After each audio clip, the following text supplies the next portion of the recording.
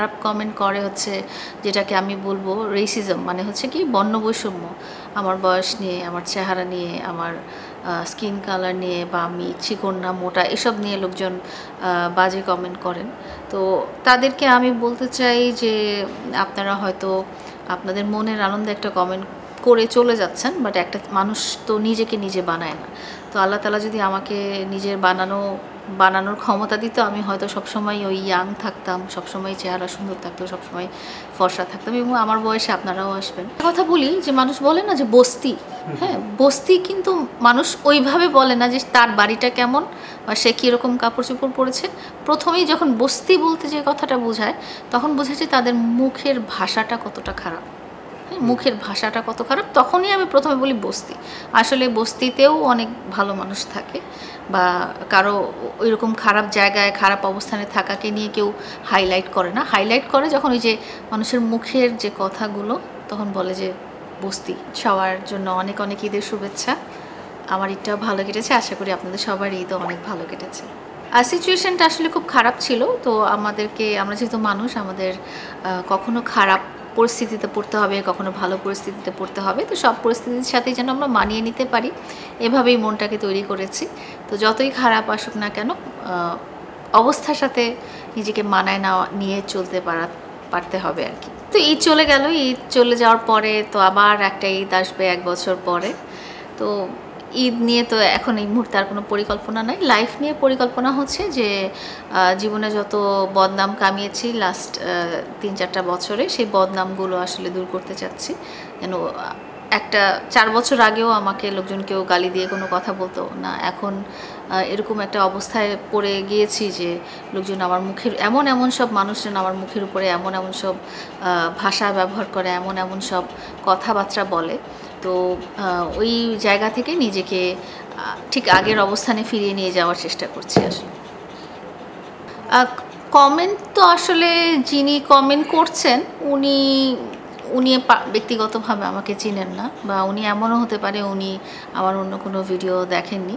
Video নিয়ে কেউ আমাকে খারাপ কমেন্ট কখনো করে না। আমাকে খারাপ কমেন্ট করে হচ্ছে যেটাকে আমি বলবো রেসিজম, মানে হচ্ছে কি বর্ণবৈষম্য। আমার বয়স নিয়ে, আমার চেহারা নিয়ে, আমার স্কিন কালার নিয়ে, বা আমি চিকন না মোটা এসব নিয়ে লোকজন বাজে কমেন্ট করেন। তো তাদেরকে আমি বলতে চাই যে আপনারা হয়তো আপনাদের মনের আনন্দে একটা কমেন্ট করে চলে যাচ্ছেন, বাট একটা মানুষ তো নিজেকে নিজে বানায় না। তো আল্লাহ তাআলা যদি আমাকে নিজের বানানোর ক্ষমতা দিত, আমি হয়তো সবসময় ওই ইয়াং থাকতাম, সবসময় চেহারা সুন্দর থাকতো, সবসময় ফর্সা থাকতাম, এবং আমার বয়সে আপনারাও আসবেন।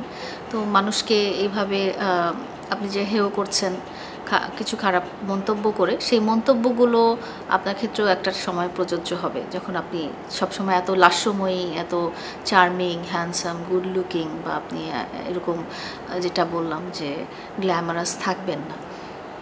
এটাই আপু। আসলে আমি জানি যতটুকু আপনার প্রিয় মানুষই আপনাকে নিয়ে বাজে মন্তব্য করে থাকে, বেশিরভাগ সময় সোশ্যাল মিডিয়ার মাধ্যমে মানুষকে শিখিয়ে থাকে যে লাইলার বিষয়গুলো, পার্সোনাল বিষয়গুলো, বয়স বিষয়গুলো, এভরিথিং সব কিছু।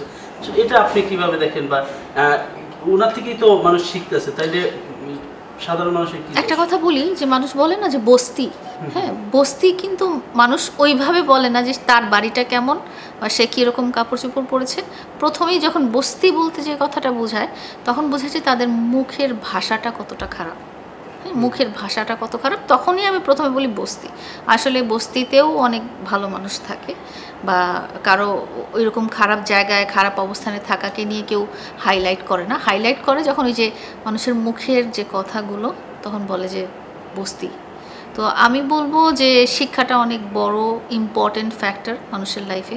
কোন জায়গা থেকে সে উঠে আসছে, তার মুখের কথা দিয়ে আপনি বুঝবেন যে সে এখনও কীরকম অবস্থায় আছে, সে কোন জায়গা থেকে উঠে এসেছে, এবং কী ধরনের সংস্কৃতি সে লালন পালন করছে তার ভিতরে, সেটা তার মুখের যে শব্দচয়ন বলেন, বা ভাষা বলেন, বা কথা বলেন, এগুলোর উপরে অনেকটাই ডিপেন্ড করে। তাহলে সে কি, আপনি বলছেন যে কথার থেকেই বস্তি, নাকি সে ছিল বস্তিতে? সে না, আমি এটা একটা এক্সাম্পল দিলাম যে মানুষ যখন খারাপ ভাষা ব্যবহার করে, যখন এমন সব অসামাজিক কথাবার্তা মুখ দিয়ে উচ্চারণ করতে পারে, যেটা আপনি হয়তো কখনো বাসায় বা আপনার স্ত্রীর সামনে, আপনার মায়ের সামনে, আপনার সন্তানের সামনে বলতে পারবেন না। তো কোনো মানুষ যদি ওই ধরনের শব্দচয়ন করে, ওই ধরনের শব্দের কথা বলে এবং সামাজিক যোগাযোগ মাধ্যমে সেটা প্রকাশ করে বা ব্রডকাস্ট করে, তাহলে আপনারা ধরে নেবেন যে তার মানসিকতাটা কী ধরনের, বা তার ব্যাকগ্রাউন্ডটা কী ধরনের, বা সে এখনও কী ধরনের অবস্থানে আছে। তো যে সবাই, আমাকে যদি কেউ অ্যাপ্রোচ করতো যে ঠিক আছে চলো আমরা ভেদাভেদ ঝগড়াঝাটি ভুলে আমরা নর্মাল একটা রিলেশনে যাই, তখন যদি আমি না বলতাম, তখন কিন্তু যারা এখন কথা বলছে তখন তারা তখনই বলতো যে এই যে মহিলারা তো অহংকার, মিলেমিশে থাকতে চায় না, এটা সেটা। তো আপনি আসলে কখনোই কাউকে হ্যাপি করতে পারবেন না। আপনার জীবনে আশেপাশে এবং চতুর্দিকে ধরেন 100 জন লোক থাকে, তো 100 জন লোকের 100 রকম ওপিনিয়ন থাকে। তো এখানে আপনি যেই কাজটাই করেন না কেন, এমন কিছু ব্যক্তি আপনি পেয়ে যাবেন যে সেই কাজটাতেই তারা বলবে যে না এটা ঠিক হয় না, এটা খারাপ হয় না। যখন আমাকে মারা হচ্ছিল রাস্তায়, তখন যে আমি 999-এ কল দিলাম, তখন অনেক লোক বলছে কেন 999-এ কল দিল, এটা সেটা, কি এমন হয়েছে। আবার অনেক লোক বলছে যে কেন একটা লাইভে আসলো, এটা সেটা। হ্যাঁ, পরবর্তীতে যখন আবার আমাকে মারা হলো, তখন যখন আমি 999-এও কল দিই নাই বা লাইভেও আসি নাই, তখন লোকজন বলছে কি তুমি একটা সোশ্যাল মিডিয়া পার্সন হয়ে তুমি লাইভে আসতে পারলা না, সে লাইভে আসলো, এই ধরনের কথা। তো আমার আসলে সবার কথা বা সবার মন জোগায় থাকা সম্ভব না, কারণ সবাইকে আমি হ্যাপি করতে পারবো না। আমার জন্য যেটা, আমি নিজের বুদ্ধি বিবেচনায় যেটা সঠিক, সেটাই আমাকে আসলে করতে হবে।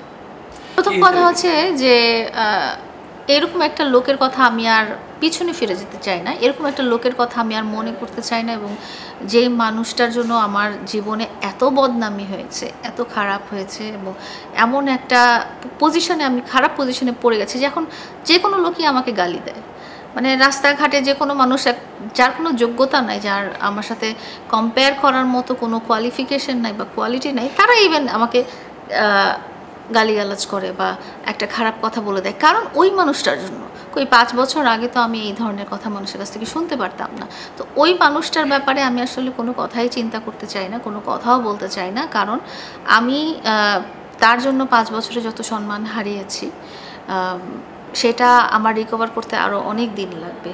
আমি আমার 5 বছর আগের জীবনে ফেরত যেতে চাই, যেখানে আমার রেসপেক্ট ছিল, যেখানে আমার সম্মান ছিল, যেখানে আমি আমার ব্যাকগ্রাউন্ডে ছিলাম। একটা মানুষ যখন আপনার লাইফ পার্টনার হয়, জীবনসঙ্গী হয়, আপনার জীবনসঙ্গী যদি একজন চোরও হয়, তখন কিন্তু আপনি আপনার জীবনসঙ্গীকে সাপোর্ট করবেন যে সে কীভাবে ভালো করে চুরি করে আসতে পারে। বা সে যদি একজন ঘুষখোর মানুষও হয়, দেখা যাবে তার স্ত্রীও ওই ঘুষের টাকাটা নিয়ে আলমিরাতে যত্ন করে রেখে দিচ্ছে, কারণ সবাই চায় যে তার লাইফ পার্টনার ভালো থাকুক। হয়তো কোনোভাবে দেখাচ্ছে যে সৎ উপায়টা কী, সে যদি মানতে না চায়, তাহলেও তার স্ত্রী তাকে সাপোর্ট করে আসছে।